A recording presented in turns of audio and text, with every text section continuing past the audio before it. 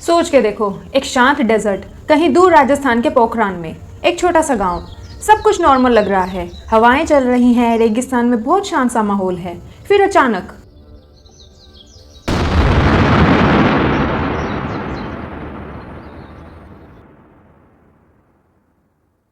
जमीन हिलती है।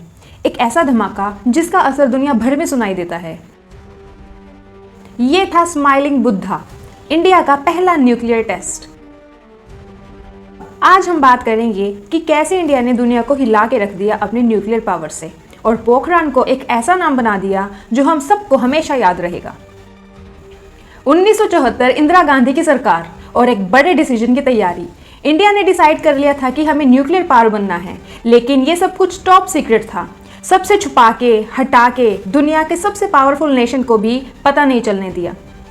कहते हैं तब के साइंटिस्ट और आर्मी ने मिलकर एक ऐसा प्लान बनाया जो हॉलीवुड स्पाई मूवीज को भी पीछे छोड़ दे।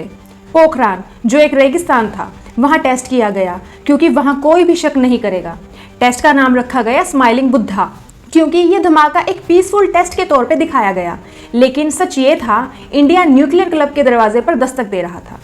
आज तो हमने बुद्धा को स्माइल करवा दिया, पर दुनिया को ये स्माइल बिल्कुल पसंद नहीं आई, स्पेशली यूएस और चाइना को। ये टेस्ट इतना सीक्रेट था कि जब धमाका हुआ तो दुनिया सिर्फ शॉक में थी, ये सब कैसे हो गया।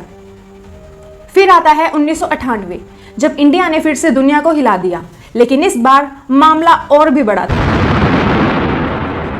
एक नहीं, पूरे 5 न्यूक्लियर टेस्ट किए गए और नाम दिया गया ऑपरेशन शक्ति। सबसे इंटरेस्टिंग बात यह थी कि अमेरिका का स्पाई सैटेलाइट हमेशा इंडिया पर नजर रखता था, लेकिन इंडियन साइंटिस्ट ने क्या किया, जब उनको पता चलता कि सैटेलाइट गुजर रहा है तभी काम रोक देते, रात को काम करते, दिन में छुप जाते। इतनी माइंड ब्लोइंग प्लानिंग कि CIA भी डिसीव हो गया।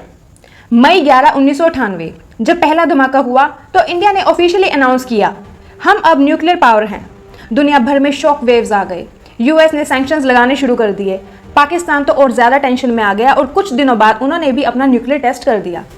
एक इंटरेस्टिंग कहानी सुनाऊं? जब इंडिया के साइंटिस्ट पोखरान में टेस्ट के लिए गए तो उन्होंने नॉर्मल गाड़ियों में ट्रैवल किया, as if they were tourist, ताकि किसी को शक ना हो। और जब टेस्ट का वक्त आया तो एक साइंटिस्ट ने अपने सीनियर से बोला, सर बटन दबाने का वक्त आ गया। उसके बाद जो धमाका हुआ उसने इंडिया को हमेशा के लिए एक नई लीग में डाल दिया। अब बात यह थी कि इंडिया ऑफिशियली न्यूक्लियर पावर बन गया था, लेकिन क्या ये इतना आसान था? बिल्कुल नहीं। अमेरिका और दूसरे पावरफुल देशों ने सैंक्शंस लगाए, हमारी इकोनॉमी पे प्रेशर बढ़ा दिया, लेकिन इंडिया ने दिखाया कि जब हम एक बार डिसाइड कर लेते हैं तो दुनिया का कोई भी प्रेशर हमें रोक नहीं सकता। ऑपरेशन शक्ति के बाद दुनिया को पता चल गया कि इंडिया अब सिर्फ एक डेवलपिंग नेशन नहीं रहा, बल्कि एक ऐसा कंट्री बन गया है जो अपनी सिक्योरिटी और फ्यूचर के लिए कुछ भी कर सकता है। पोखरान का ये राज सिर्फ न्यूक्लियर बॉम्ब्स का नहीं था, ये था एक नई इंडिया का, एक ऐसा इंडिया जो अपनी ताकत को दुनिया के सामने दिखाने से नहीं डरता। आज भी जब हम पोखरान के बारे में सोचते हैं तो वो शोर याद आता है जो दुनिया भर में सुना गया। एक ऐसा धमाका जो सिर्फ रेगिस्तान में नहीं बल्कि दुनिया के पॉलिटिकल मैप पे हुआ था। सोचने वाली बात यह है, क्या ये धमाका जरूरी था? क्या इंडिया ने अपने लिए सही रास्ता चुना? शायद इसका जवाब हमेशा डिस्कस होता रहेगा, लेकिन एक बात तो तय है, पोखरान के बाद दुनिया ने एक नए इंडिया को देखा, एक पावरफुल इंडिया को।